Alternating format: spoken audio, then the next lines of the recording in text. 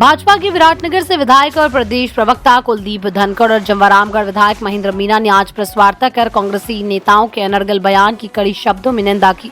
भाजपा विधायक कुलदीप धनखड़ ने कहा कि कांग्रेस के प्रदेश अध्यक्ष गोविंद सिंह डोटासरा सस्ती लोकप्रियता हासिल करने के लिए लोकतंत्र की निर्वाचन प्रणाली का मजाक बना रहे हैं।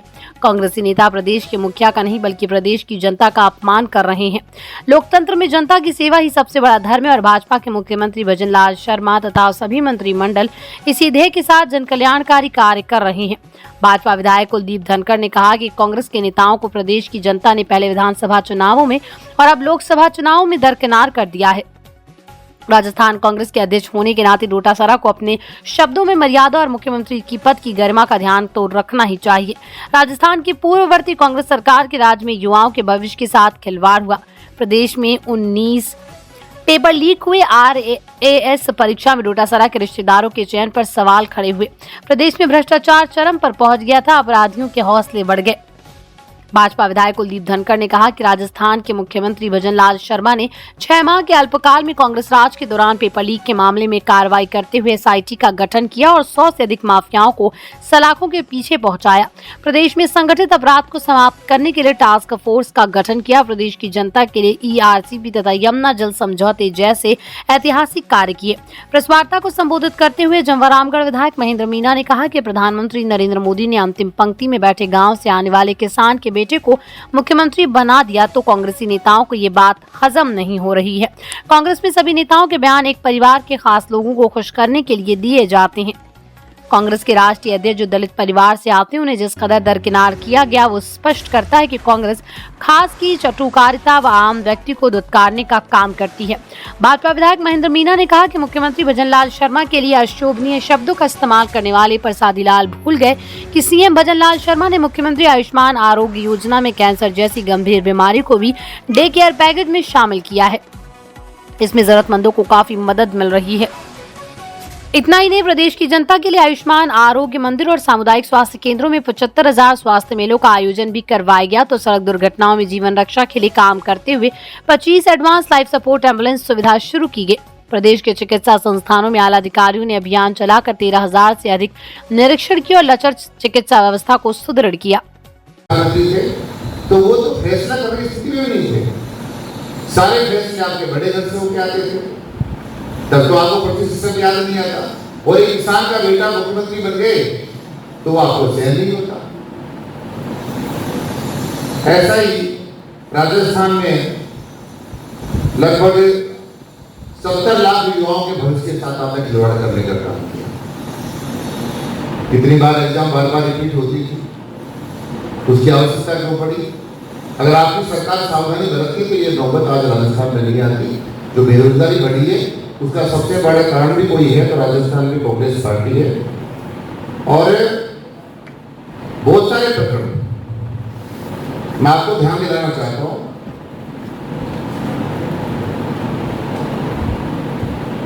डोटासरा जी के जब ये जो मंत्री थे वो जिक्र मैंने पूर्व में भी करा है, आप लोगों सबको मीडिया बंधुओं को ध्यान भी है।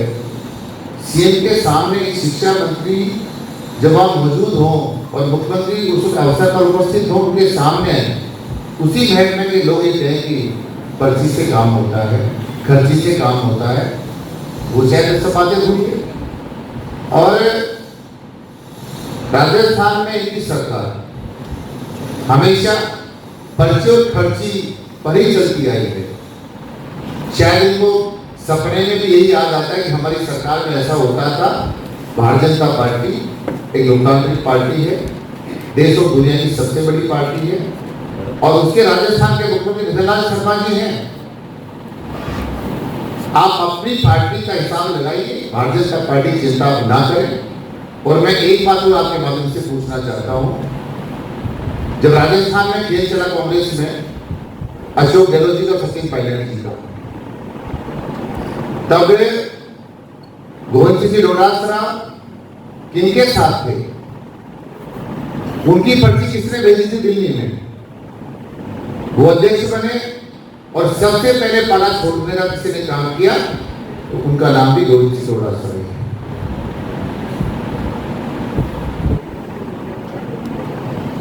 इनके समय में राजस्थान में सबसे ज्यादा भ्रष्टाचार हुआ, उसमें पूरे देश में नंबर 1 पर थे।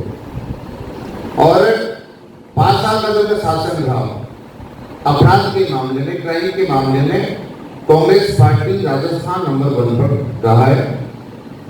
रीट में चीट, बहुत सारे मुद्दे, और लोकसभा चुनाव में जो करारी हार मिली है, कितने कितने गठबंधन राजस्थान में किए।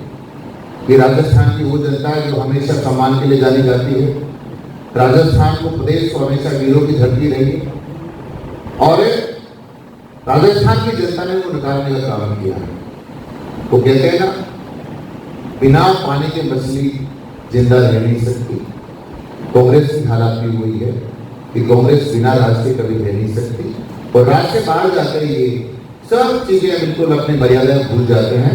इसलिए मैं इनको सुझाव भी देना चाहता हूँ, और प्रदेश के माननीय मुख्यमंत्री महोदय के बारे में भी आपके माध्यम से बताना चाहता हूँ कि राजस्थान में जो हमारा भारतीय जनता पार्टी का संकल्प पत्र था, उसको हमने लगातार उस हम काम कर रहे हैं, उसको पूरा करने का हम प्रयास कर रहे हैं। भारतीय जनता पार्टी जो कहती है उसको पूरा करती है। प्रदेश में जनता को हमने 450 रुपये में सिलेंडर देने का वायदा जो किया था, उसको हमने पूरा करने का काम किया।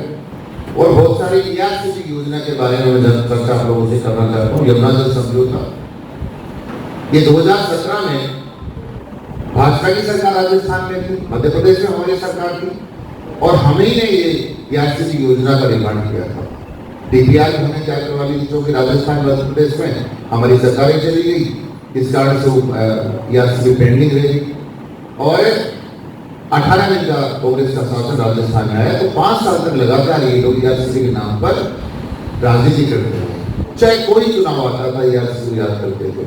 5 साल में चाहते तो इस ERCP के कार्य को मंजूर कर सकते थे, लेकिन सारा का सारा ये उल्टा ओरमा जो है वो भारतीय जनता पार्टी की हमारी सरकार पर डालते रहे और केंद्र पर डालते रहे। हमारी सरकार राजस्थान में 2023 में आई, बजरंग जी सरकार मुख्यमंत्री बने। सबसे पहला जो राजस्थान में जो सबसे बड़ा संकट था पानी का, उस संकट को समाप्त करने का हमने काम किया है, और ERCP को हमने यहाँ मंजूरी दी।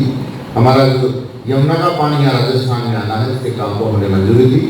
और एक बात का जिक्र करना चाहता हूँ, जब माननीय मुख्यमंत्री महोदय ERCP पर बोलने का उसको अवसर मिला था विधानसभा में, उससे पहले डोटासरा जी ने सबसे पहले कहा था कि इसका क्या, इस प्रकार से ERCP का निर्माण आप लोग करेंगे।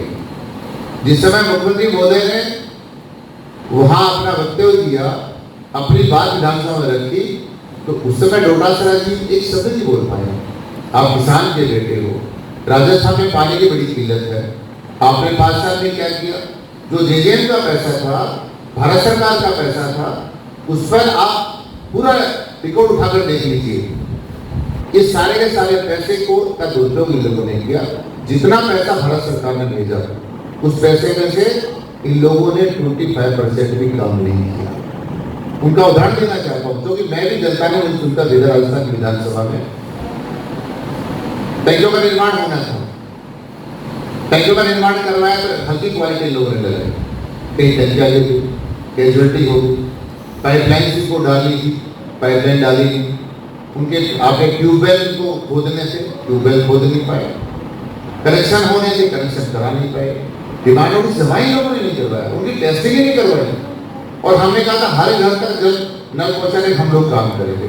हमारे देश के प्रधानमंत्री आदरणीय नरेंद्र मोदी जी ने एक संकल्प लिया था कि हर घर तक में नल पहुंचाकर पानी हम भेजने का काम करेंगे।